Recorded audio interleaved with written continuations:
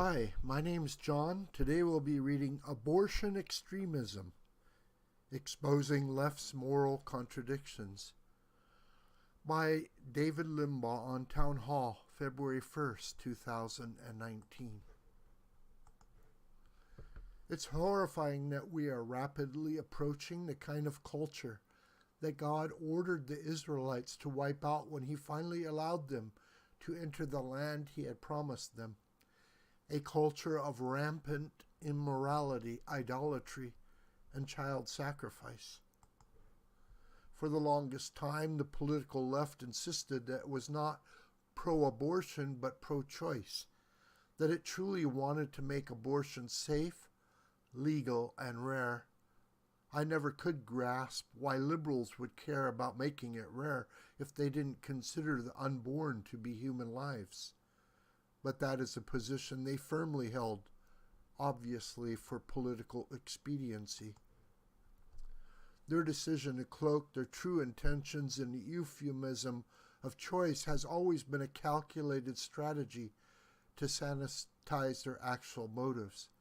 If they are actually choice advocates, they would inform mothers contemplating abortions about all the risks of the procedure and advise them of alternatives, such as adoption. In practice, in many cases, we've seen just the opposite. If they are about choice and not abortion, why do they adamantly resist any proposed restrictions on abortion?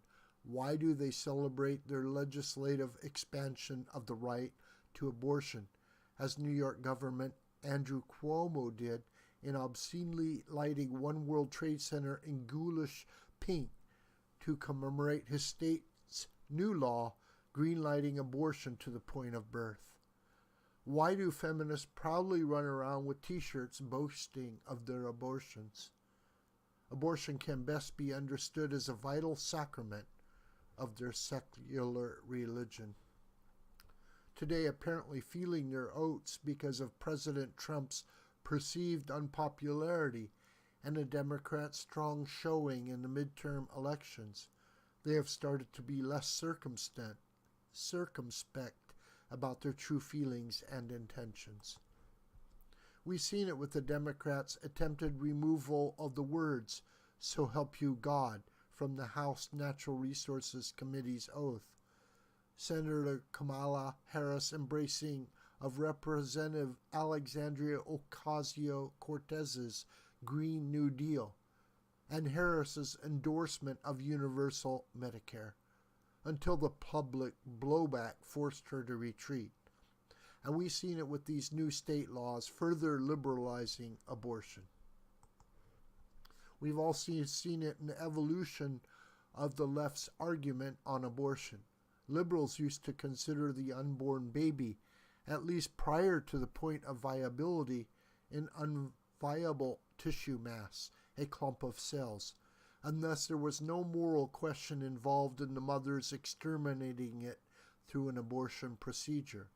But in recent years, some of the more brazen pro-abortionists have admitted that the unborn are human lives, yet have maintained mothers' right to kill them anyway.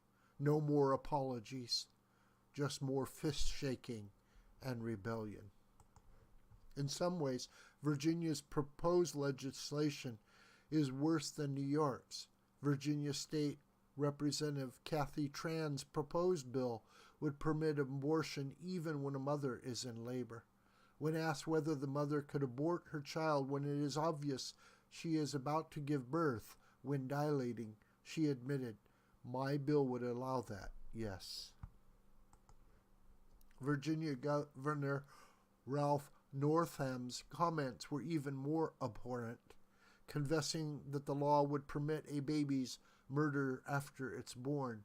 How hard-hearted must this pediatric neurosurgeon be to endorse legislation permitting infanticide?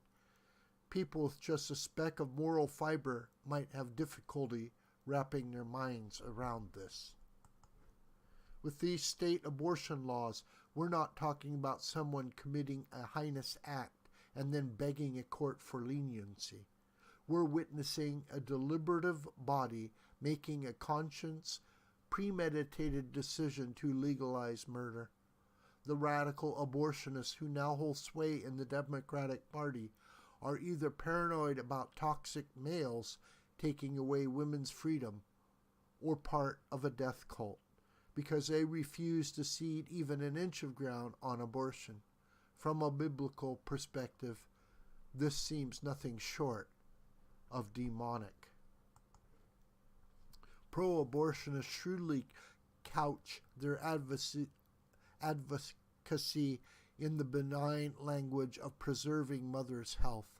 No one would dispute that the state has a strong interest in protecting a mother's life and health, but a mother's health doesn't necessarily mean what they want you to think it means. It has become a catch-all to permit abortions that have little to do with mother's actual health. If leftists are that concerned with mother's health, why do they dismiss any research that shows that abortive mothers frequently experience physical, emotional, and psychological damage from abortion? Why do they insist that late-term abortions are all about health when medical experts such as Dr. Omar El-Hamada say there's absolutely no reason to kill a baby before delivery in the third trimester? Why does the New York law permit non-physicians to perform the procedure? The leftists' newfound smugness could well backfire. Their main appeal, especially to young voters, is their claimed monopoly on morality and compassion. They paint themselves as moral exemplars and conservatives as uncaring bigots. Their callousness could wake up younger generations, which they spent decades indoctrinating to their moral contradictions. It may take younger people longer to realize that the left's promise of socialism is an insidious lie, that everywhere and every time it has been tried, it has impoverished and enslaved people. But I doubt they'll have as much difficulty immediately grasping the left's depravity and outright advocating the murder of innocent infants while moralizing to us about universal health care, income inequality, and separating mothers from their children at the border. In its pride, the left is taking a big gamble on the moral indifference of the American people, and the Democratic Party might just pay a heavy price for it. This video is a production of the School of the White Crane. Hi, my name is John Brooker. Please subscribe to this YouTube channel, and please share this video with family and friends and on social media. May God richly bless you, my beloved.